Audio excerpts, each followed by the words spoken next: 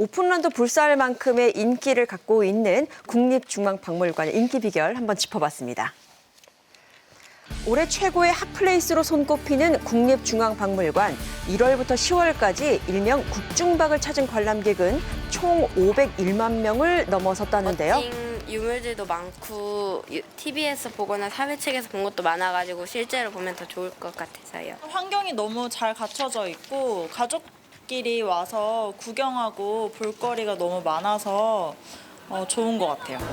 개관 80년 만에 전례 없는 인기를 누리고 있는 국립중앙박물관. 현재 추세대로라면 작년 8위였던 세계 박물관 관람객 순위에서 올해는 탑5를 노려볼 정도라고 합니다. 야. 국중박의 인기 비결 뭘까요? 지금이야. 2025년 K-팝 데몬 헌터스가 전 세계를 강타하면서 국중박 굿즈인 일명 뮤즈의 인기가 고공행진했습니다. 인기 캐릭터 더피를 닮은 배지를 비롯해서 다른 뮤즈 또한 대부분 품절 사태인데요. 영화에 나오는 그 호랑이 같은 친구 있잖아요. 그래서 그 친구가 너무 귀여워가지고 그 굿즈도 실제로 보고 싶고. 달 항아리 키링을 사고 싶었는데 그거 품절이어가지고 못 샀어요. 네, 올해 뮤즈 매출액은 약 306억 원으로 최근 5년 사이에 무려 5배 이상 늘었습니다. 인기 비결은 뭘까요? 박물관별로 정말 다 잘 약간 어떻게 보면 만들었어요. 좀 동일한 품목에 유물만 좀 바꿔서 프린트한 그런 상품이 많은데 여기는 이제 유물이 가진 특성을 잘 살린 그런 굉장히 독창적인 상품이 너무 많아서 유물까지 좀 관심이 생긴다 이런 말씀 많이 해주시더라고요. 이번 주말 미국에서 열리는 이건희 컬렉션에선 인왕 재색도를 모티브로 한 뮤즈를 선보일 예정이라고 합니다. 뮤즈는 이제 그 자체로 가치와 매력을 지닌 문화 콘텐츠가 됐는데요. 2021년 만들어진 사유의 방에서는 국보인 반가사유상 단 2점만을 어둡고 고요한 공간에 나란히 이렇게 전시했고요. 이런 대회가 있어요? 색다른 패션 관람객들이 위크. 유물과 역사를 딱딱하고 어렵게 느끼지 않도록 시민 참여형 이벤트까지 개최하고 있었습니다. 지난주에 국중박 용산 개관 20주년을 맞아서 특별한 손님 만날 수 있었는데요. 주인공은 바로 반가운 얼굴이죠. MBC 생방송 오늘 아침 시청자 여러분 반갑습니다. 국립중앙박물관 유홍준 관장입니다. 대한민국 최고의 미술사학자이자 유물과 이야기하는 남자. 그리고 나의 문화유산 답사기의 저자 유홍준 관장. 오늘 그가 아침 전하는 섭외력 뭐예요? 국립중앙박물관의 매력은 뭘까요? 우리 국립중앙박물관의 이 전시에서부터 모든 그 개념이 한 번 와서 보고 가는 고미술품을 전시한 곳이 아니고 우리의 생활 속에 살아있는 우리 문화유산이라고 하는 것을 접목시킨 것이 큰 성과를 이뤘다고 생각합니다. 유홍준 관장이 전하는 이맘때 꼭 봐야 할 유물도 있다고 합니다. 박물관에 오신 분들이 많이 놓치고 가는 게 있는데 그것은 박물관 거울못 주변에 있는 석조 문화재들이 그게 다 보물로 지정되어 있는 아주 뛰어난 석조 문화재입니다. 이곳에선 통일신라, 고려, 조선시대에 걸친 국보와 보물 등 다양한 유물을 만날 수 있다고 합니다.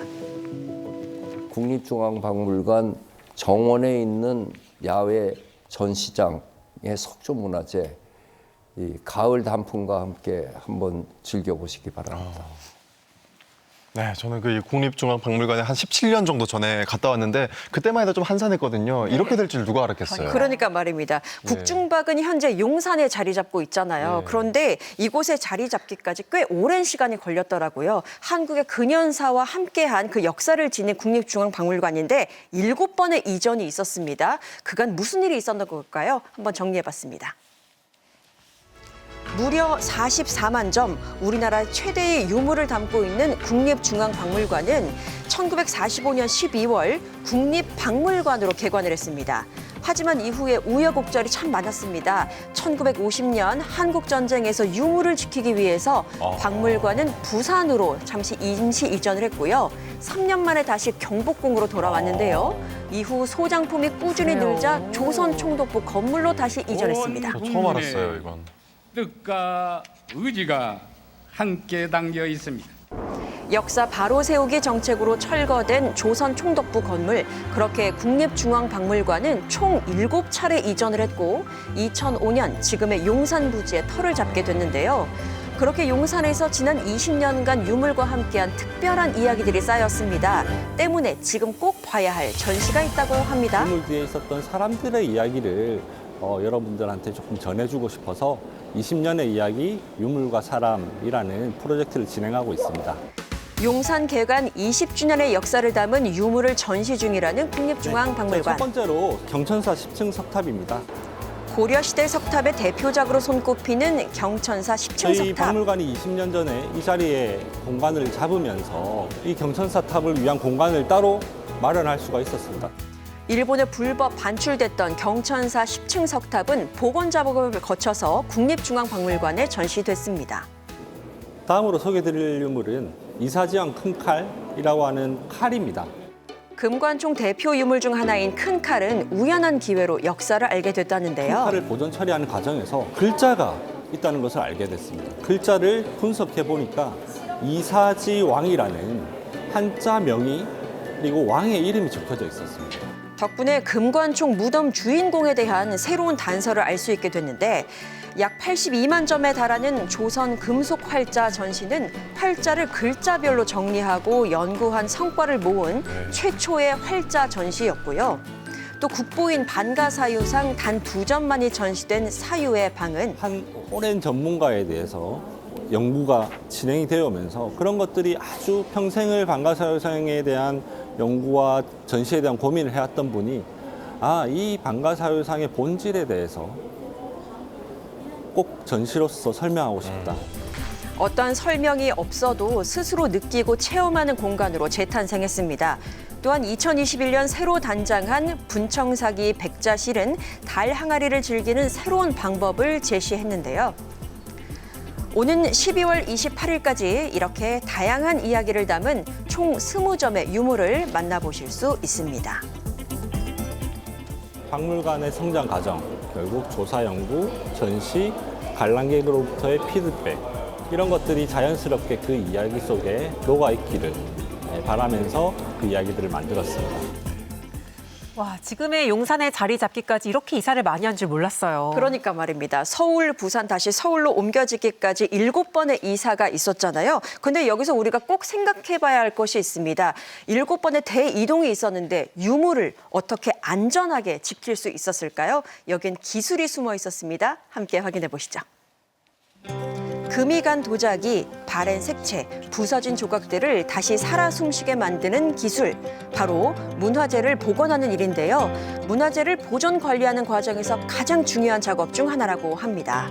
지금 불상 위에 앉아있는 먼지나 이물질들을 붓으로 굉장히 조심스럽게 좀 털어내고 있는 작업을 하고 있습니다. 시간을 복원하는 예술이라 할 정도로 정교하고 섬세한 기술이 필요한 문화재 복원. 덕분에 우리는 복원된 문화재를 보면서 당시의 생활 모습을 예측할 수 있죠. 이런 일을 하시는 분들 대단해요. 학생들이 더 많이 찾아서 우리나라의 역사를 바로 알고 지켜나갈 수 있는 그런 뜻깊은 장소가 지속되기를 바랍니다. 외국인들도 많이 오고 하니까 나날이 더 발전하는 그런 우리나라를 빛내주는 그런 박물관으로 자리매김했으면 좋겠습니다. 전 세계의 인정을 받은 국립중앙박물관, 국중박의 다음 페이지는 어떤 모습일지 기대됩니다.